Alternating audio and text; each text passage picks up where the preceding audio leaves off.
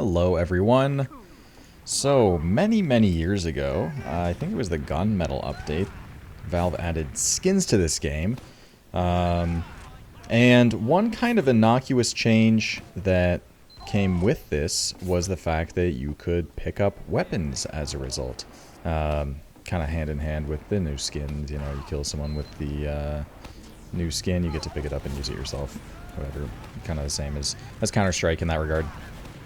And actually, as an aside, before that update, you know, if you killed a player, they would still drop their weapon and they would still drop ammo, but those were actually one and the same. So, oddly enough, you know, you kill a soldier, you would physically pick up his rocket launcher. It would, like, get removed from the world and then you would get ammo, which in hindsight is really confusing. Whereas now, of course, the weapons drop separately from just a half ammo box, as you're seeing scattered around the ground right now, which is, of course, a lot easier to understand.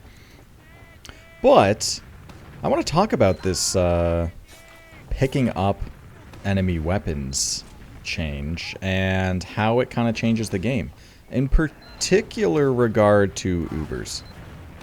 So for starters, I guess one of the smaller use cases for it is that dropped weapons store the amount of ammo that they have.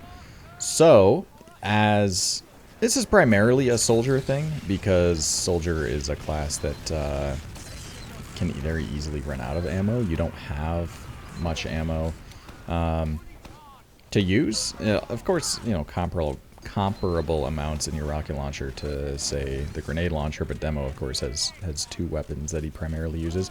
Whereas soldier, all your spam, all your damage is gonna mostly be coming from, or almost entirely be coming from the rocket launcher, and only 4 rockets plus 20 in reserve. It's not a lot, so it's not that rare for soldiers to get quite low on ammo.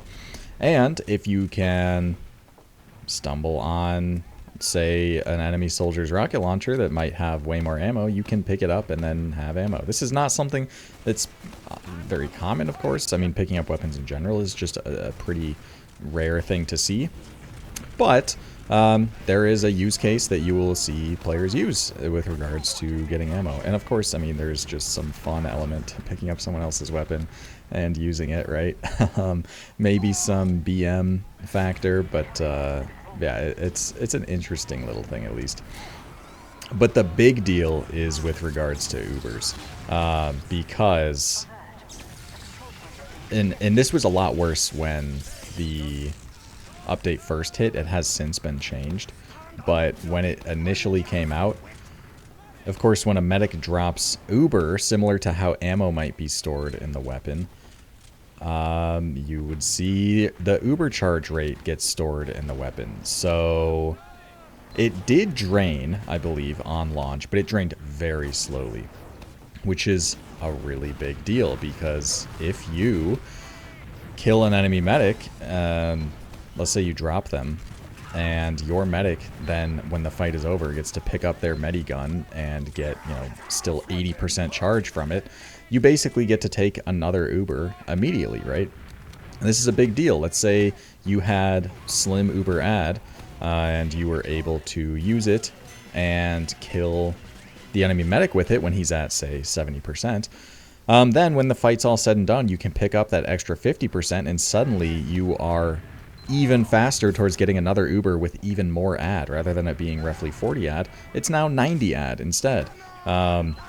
Which you can make the case that that's you know, fair and something that you can play around, but it really snowballed things to a crazy extent, and it didn't really take much risk or consideration from the medic swapping mediguns, because the Uber just drained so much, or so slowly, that you can basically just pick it up when the fight's over. This, well, we'll talk about it in a second. So that has since been changed, and now the Uber drains much quicker. So you won't be able to get a medigun with, you know, a fair amount of charge at the end of a fight. That being said, the Uber is still it's still stored, but it just drains quickly. So you can still medigun swap. It is just much more limited now. But there's some interesting cases for it. So first and foremost, of course, like if you catch an enemy medic with Uber, then you can just pick up their medigun immediately. Now, and that would, of course, have... It would either... Well, man, I am kind of bumbling the phrasing here. So there's two ways that you could have more Uber than you would otherwise have. Either the enemy team's medigun has Uber in it, and you just get more as a result. Or even if the enemy Uber... or even if the enemy medigun is empty, you can swap to it and swap back to your own as your Uber is going. And of course your Uber ends, but the remaining amount is kept. So you're gonna, of course, shave some off just in the process of switching. But if you instantly kill an enemy medic with your Uber and you catch them, and you know that there's nothing else for your Uber to do other than just ride it out, then yeah, you could swap to the medigun, their medigun, and swap back, and you preserve some of your Uber. And then this is something that you see on occasion, like with a push into last or something. A team gets to take basically 2 Ubers into last because they take the initial Uber and then either pick up the medigun that, you know, the other med was at 80% or something, and then they just build that 20% in a few seconds and take it, or medigun swap and then have a ton of Uber for a much later fight. So this is really powerful, as you can probably guess. But with the new system, with the fast draining charge, there is a little more consideration. Because, of course, it's not uncommon either for a medic who is attempting to swap mediguns and preserve ad to actually fail to read the situation correctly and end their Uber prematurely when they instead should be, like, saving a player from dying with that remaining Uber. So of course, it's not without risk. You are mitigating your charge in those situations. But there's a lot of utility in that, in being able to pick up a medigun and take a charge sooner than the other team would expect. Even if it doesn't meaningfully change the state of ad, being able to get an Uber sooner than you should be able to is still a really powerful tool, because when it comes to how teams hold points, I've already talked about how, you know, the dynamics between teams holding ad and disad, and how you might want to position yourself either really close, well, not really close. Obviously, you don't ever want to be caught to the other team's Uber. You don't want to give them an Uber worth taking. But the better spam that you get, and as a result, you know, well, to get better spam, you need to generally play closer, then the harder it is for a team to push without using. So there's kind of a delicate balance between playing for really hard spam and trying to actually kind of hold the doors while also being far enough back that you're not just caught to an Uber. And there's, of course, a lot of nuance there. However, another important dynamic is the fact that if the other team has ad, you shouldn't be playing... You don't need to be playing in a position where you're not caught to an Uber if the other team doesn't have an Uber, right? Which sounds really straightforward, but if it's 40 ad for the other team because their medic, you know, used Uber, killed your med, and lived, well, when your med spawns, you don't have to play disad on that point until you're at about, you know, 40 to 50%, right? When the other team, you're expecting them with their 40 ad to be around 80 to 90%. Because before that, there's no threat, and usually you like to give yourself a little bit of a cushion just to, just in case, you know, you were building poorly or they were building particularly well, or you just like to have that cushion, and also the time it physically takes to back up to the disad positioning. But generally speaking, if you know the other team doesn't have Uber, then you don't need to play disad for the time being, and only when they could feasibly have it do you want to back up and play the disad. And that's just a good way to optimize your positioning to not give up points for free before they have Uber, and as a result, you get to mitigate the amount of space they can take with their Uber, because they can't just push points without actually getting it. By the time they actually get to do anything, they should already have, and at that point it's only a ticking clock for them until it evens out. So yeah, there's a lot of decision making that goes into when you play ad or disad. But returning to the topic here, if you are able to pick up a medigun with, you know, even 30% charge on it, then suddenly you now have an extra 30 ad that the other team probably doesn't know about and probably isn't accounting for. And as a result, when they're expecting it to be 40 ad and they're playing even Uber's positioning to not let you take space when you're supposed to have 70%, you now already have Uber and you can be taking it and catching them off guard. So this is obviously something that works better off in a more optimized environment where like teams are playing really well around Ubers and positioning really well around Ubers. And at a lower level, of course, teams are just going to be caught to Ubers anyway, regardless if you pick up the metagun or not. But that's an interesting dynamic to have. And you can see how picking up a metagun in order to preserve more Uber charge or gain slightly more ad than you already had is a really valuable tool. Another valuable tool that picking up metiguns and metigun swapping has is in... Well, let's actually talk about ulti duo next, because swapping metiguns is actually a really big part of ulti duo.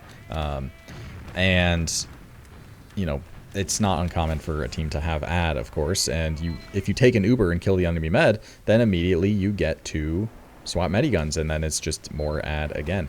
And there's a bit of a metagame about metigun swapping, because one important thing to note that I have failed to mention so far is that you drop the weapon that you have out. So medics aren't guaranteed to drop their metigun.